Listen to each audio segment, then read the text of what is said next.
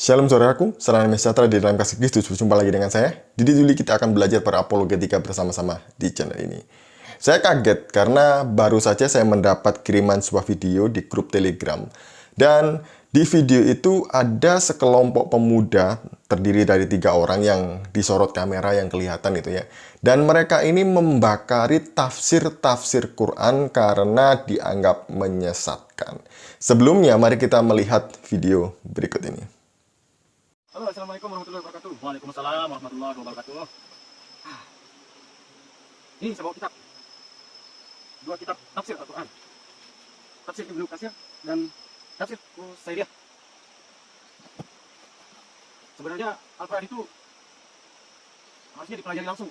Nanti kita belajar langsung ke Al-Quran, kita langsung belajar pada Allah melalui Al-Quran dan Sunnah. Kitab-kitab seperti ini tidak perlu ada. Kitab-kitab seperti ini menyesatkan umat. Kenapa saya bilang menyesatkan umat? Jadi menurut pribadi-pribadi seseorang, ini tafsir Ibnu Katsir, ini risalah Qusairiyah, kitab-kitab yang menjelaskan tentang Al-Quran seperti ini sebenarnya kitab iblis. Kenapa saya bilang kitab iblis? Orang-orang yang membukukan, yang membuat kitab seperti ini seolah-olah dia menetapkan kalau makna Al-Quran itu seperti ini. Seolah-olah dia menetapkan seperti ini. Padahal setiap manusia itu berbeda. Si A, si B, si C, perjalanannya masing-masing. Nah, Al-Quran itu inti dari seluruh perjalanan. Ketika dikitabkan seperti ini, maka misalnya si A, si B, si C, si A yang membuat makna tafsir seperti ini, misalnya Qusairiyah ini. Nanti si B dan si C itu dia akan berbondong-bondong lari ke sini, seolah-olah mengikuti jati diri Qusairiyah, tidak mencari jati dirinya sendiri. Kenapa saya mengatakan keberatan dengan kitab ini sekarang? Karena orang-orang lebih menyimpan Al-Quran di dalam lemari daripada menyimpan kitab. Orang menyimpan Al-Quran di lemari dan membaca-baca kitab sebagai penambah wawasan. Kenapa bukan Al-Quran dipakai di tempat umum, kitab khusus pribadi-pribadi mereka? Tetapi malah Al-Quran dibuat untuk pribadi-pribadi ditaruh tempat umum dan ditaruh tempat khusus seperti lemari. Sedangkan ini dikaji di tempat umum. Seharusnya terbalik, Al-Quran itu di tempat umum, ini khusus pribadi-pribadi, bukan di tempat umum. Karena ini pendapat orang, bukan firman Tuhan. Al-Quran itu firman Allah, dan sesungguhnya kita umat Islam percaya Taurat, Zabur, Injil, Al-Quran. Kenapa kita tidak mempelajari Taurat, Zabur, Injil? Kenapa kita lebih berlari ke tafsir-tafsir ini? Ini tafsir pikiran otak manusia. Mereka akan lebih condong ikut-ikutan pada kitab ini. Itu yang membuat orang menjadi kafir jahiliyah, beragama gara-gara ikut-ikutan, bukan karena jati diri mereka yang diambil dari Al-Quran langsung. Ini bukan untuk protes, tapi sebagai protes saya pribadi, kecewaan atas penyesat, kesalahan-kesalahan yang tidak disengaja. Saya akan membakar kitab-kitab ini.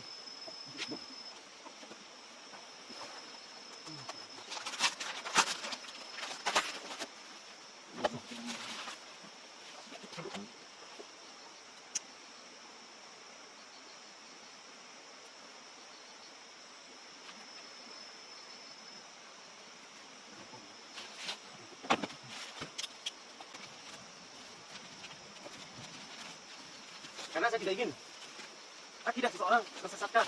Silakan Anda membuat kitab lain, seperti kitab fikih, kitab tuntunan sholat, itu saya menerimanya. Tetapi kalau tentang penafsiran Al-Quran, mohon maaf, saya akan merusannya.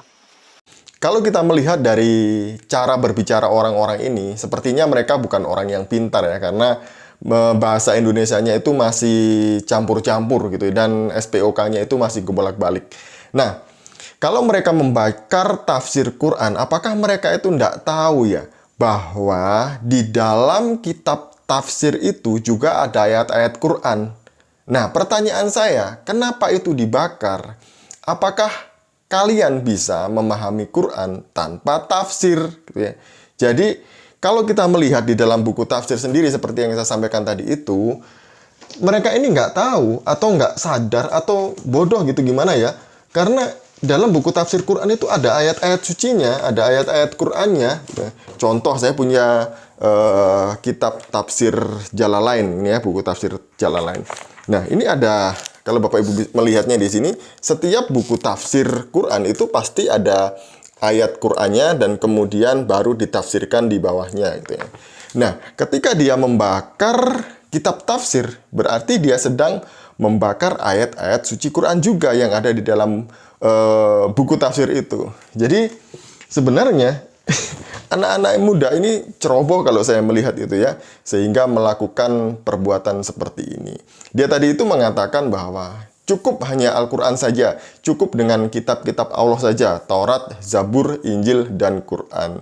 Nah, masalahnya yang Taurat, Zabur, Injil ini mereka sudah mengklaim menuduh bahwa itu sudah dipalsukan oleh orang Yahudi dan juga orang Kristen. Jadi ya nggak tahu ini bagaimana. Padahal kalau menuduh ini dipalsukan, seharusnya mereka tahu dan punya bukti yang asli. Jadi yang asli itu yang mana sehingga dituduhkan bahwa ini sudah dipalsukan.